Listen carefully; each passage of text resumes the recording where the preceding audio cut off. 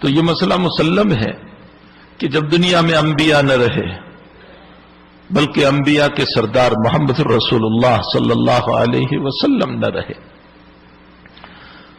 حضرت کے حالات میں جو موت کو بیان کیا ہے روایتوں میں، جناب رسول اللہ صلی اللہ علیہ وسلم کی موت، عالم کا جو صدمہ اور صحابہ کرام کی بے چینی اور صحابہ کا اضطراب اور صحابہ کی کیفیات،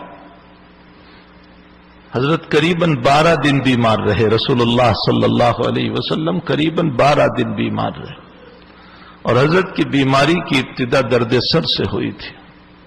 آپ بقیع غرقد میں تشریف لے گئے تھے اور وہیں درد سر آپ کا شروع ہوا، اور آپ نے آ کر حضرت عائشہ سے فرمایا، وار عائشہ میرا سر میں بہت درد ہے۔ تو حضرت عائشہ نے فرمایا، میرے سر کے درد کو دیکھ کر آپ اپنے سر کے درد کا مجھے کہنے لگے۔ حضرت عائشہ جب انتقال ہوتا ہے تو کہہ رہی ہے، مجھے کیا معلوم تھا کہ میرے آقا درد سر میں دنیا سے رخصت ہو جائیں گے۔ دن بدن مرض بڑھتا رہا۔ جمعرات کو عشاء کی نماز میں حضرت کی بیماری میں بہت اضافہ ہو گیا، اور نبی کریم صلی اللہ علیہ وسلم نے فرمایا، مروا ابا بکر ان یصلی بالناس، ابو بکر سے کہو کہ میری جگہ نماز پڑھائیں۔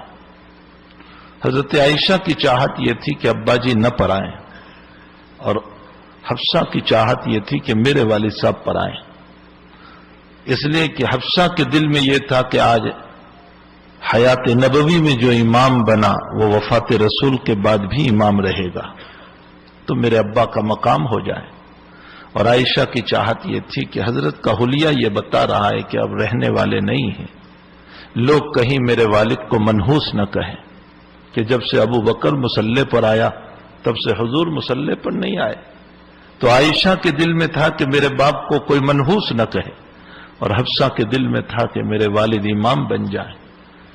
حضرت سے درخواست کی کہ حضرت ابو بکر رقیق القلب ہے، نماز نہیں پڑھا پائیں گے، آپ عمر سے فرمائیے۔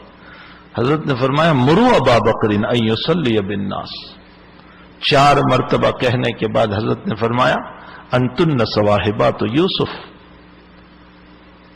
تم یوسف پر جو الزام لگا تھا وہ سہیلیاں معلوم ہوتی ہو، یعنی ظاہر کچھ ہے، اندر میں کچھ ہے تمہارے۔ حضرت صدیق اکبر رضی اللہ، یہ حضور کا اشارہ تھا اس بات کی طرف کہ میرے مصلی پر ابو بکر ہی رہے گا، اس لیے کہ میرے مرنے کے بعد میرا نائب بھی ابو بکر ہی رہے گا، یہ اشارہ تھا اس بات کی۔ سنیچر کو حضرت پر بار بار غشی طاری ہو رہی تھی، آپ نے اپنے اوپر مشکیزے پانی کے دلوائے۔ میں صرف ان باتوں کو اس لیے تذکرہ کر دیتا ہوں کہ کچھ دل کو سکون ہو جائے۔ مشکیزے پانی کے دلوائے اور پھر فرمایا، ظہر کی نماز ہو گئی؟ فرمایا، حضرت آپ کا انتظار ہے۔ فرمایا، اچھا مجھے مسجد میں لے چلو۔ تو ایک طرف چچا عباس اور ایک طرف حضرت علی، دونوں کے کندھے پر ہاتھ رکھ کر اللہ کے نبی اپنے پاؤں گھسٹتے ہوئے مسجد میں تشریف لے گئے۔ ابو بکر مصلی پر تھے، ایک طرف ہو گئے، حضرت مصلی پر پہنچے اور بیٹھ کر نماز پڑھائی، اور ابو بکر مکبر بنے۔ یہ ایک سنیچر کی نماز تھی، اور اس کے علاوہ ایک نماز اور ہے، اور پیر کے دن صبح فجر کی نماز کے بعد صدیق نماز پڑھا رہے تھے، حضرت میں سکت نہیں تھی، آپ نے اسی حجرہ شریفہ میں جس میں ابھی آرام فرمائے بیٹھ کر آپ نے نماز پڑھی، اور پھسلتے پھسلتے دروازے کے پاس گئے، چونکہ ہمت نہیں تھی چلنے کی، اور یوں پردہ ہٹایا اور اپنے صحابہ کو دیکھنے لگے۔ ابو بکر نماز پڑھا رہے تھے، حضرت مسکرائے، صف یہاں تک تھی، دروازے کے قریب تھے۔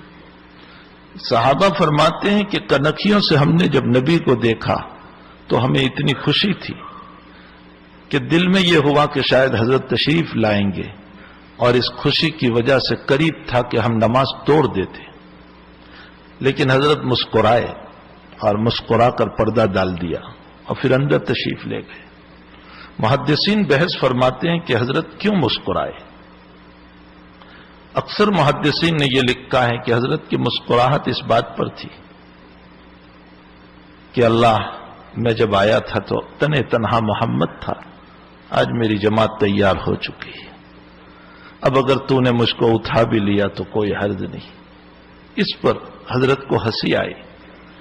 حضرت شیخ مولانا محمد زکریا صاحب کاندلوی ثم المہادر المدنی نور اللہ مرقدہ فرماتے ہیں کہ محدثین کی بات میرے سر پر، لیکن میرے دل میں بھی ایک خیال گزرتا ہے کہ حضرت کو مسکراہٹ اس لیے آئی، ہنسی اس لیے آئی کہ جب اپنے مصلی پر ابو بکر کو دیکھا تو دل میں آیا کہ اللہ، تو نے مجھ کو اٹھا بھی لیا تو کوئی حرج نہیں، میرا ابو بکر میری امت کو سنبھال لے گا۔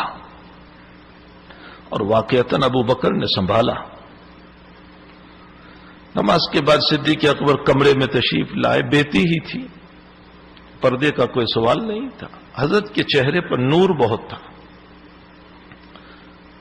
تو صدیق اکبر نے فرمایا کہ حضرت آج طبیعت بڑی اچھی ہے آپ کی۔ نبی اکرم صلی اللہ علیہ وسلم سے فرمایا حضرت آپ کی طبیعت آج بڑی اچھی لگتی ہے، اگر آپ کی اجازت ہو تو میں مقام صنح پر جا کر آؤں، ایک جگہ تھی مدینے سے قریب۔ حضرت نے فرمایا ہو آؤ۔ صدیق اکبر وہاں پہنچے اور اطلاع ملی کہ اللہ کے نبی دنیا سے رخصت ہو گئے۔ جو غار کا ساتھی، جو ہجرت کا ساتھی، جو حضر و سفر کا ساتھی، جو ہر وقت کا ساتھی، وہ موت کے وقت وہاں ہے۔ جیسے اطلاع پہنچی دورے دورے آئے، سیدھے حجرہ شریفہ میں چلے گئے۔ یمنی چادر آپ پر اڑائی گئی تھی، آپ کی چہرے سے چادر ہٹائی صدیق اکبر نے اور پیشانی پر بوسہ دیا اور فرمایا لا یجمع اللہ علیک موتتین یا رسول اللہ، اللہ کے حبیب، اللہ آپ پر دو موتوں کو جمع نہیں کرے گا۔ اس کے بہت سارے مطالب محدثین نے بیان فرمائے۔ ایک مطلب یہ ہے کہ ابھی جو وفات ہو گئی، قبر میں جانے کے بعد جب آپ زندہ ہوں گے تو قیامت تک زندہ رہیں گے۔ اور ایک دوسرا مطلب یہ بیان کیا کہ حضرت آپ بھی مر جائیں اور آپ کی شریعت بھی مر جائیں، یہ نہیں ہو سکتا ہے۔ آپ دنیا سے گئے لیکن آپ کی شریعت قیامت تک زندہ رہے گی۔ یہاں محدثین نے سوال کیا کہ حضرت کا چہرہ انور منور تھا، ابھی تو صدیق دیکھ کر گئے کہ بڑے اچھے ہیں، اور ابھی کیا ہو گیا تھوڑی دیر میں؟ حضرت شیخ رحمت اللہ علیہ نے لکھا ہے، حضرت مولانا زکریا صاحب رحمت اللہ علیہ، کہ اہل اللہ کے چہرے پر مرنے سے پہلے اللہ ان کی عبادتوں کا نور ڈال دیتا ہے۔ عالم شرط نہیں ہے، یاد رکھنا، کوئی بھی ہو، عالم ہو غیر عالم ہو، اللہ کا نیک بندہ ہونا چاہیے۔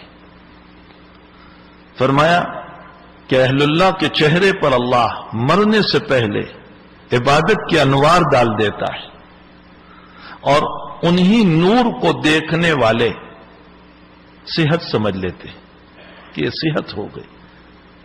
فرمایا جب اولیاء اللہ کے انوار کا یہ عالم تھا تو جناب رسول اللہ صلی اللہ علیہ وسلم کی عبادتوں کے انوار کا کیا کہنا؟ فرمایا انہی انوار کو صدیق اکبر نے صحت سمجھ لیا، ورنہ یہ صحت نہیں تھی، وہ عبادتوں کے انوار تھے جو آپ کے چہرے پر جھگمگا رہے تھے۔ میں نے آج جب حضرت کا فوٹو دیکھا انتقال کے بعد کا، وہ چہرہ منور، وہ بھرا ہوا چہرہ شیخ کا، میں نے جب آج فوٹو دیکھا میں نے کہا ایسا معلوم ہو رہا ہے کہ اللہ نے تیری عبادت کا سارا نور تیرے چہرے پر ڈال دیا ہے۔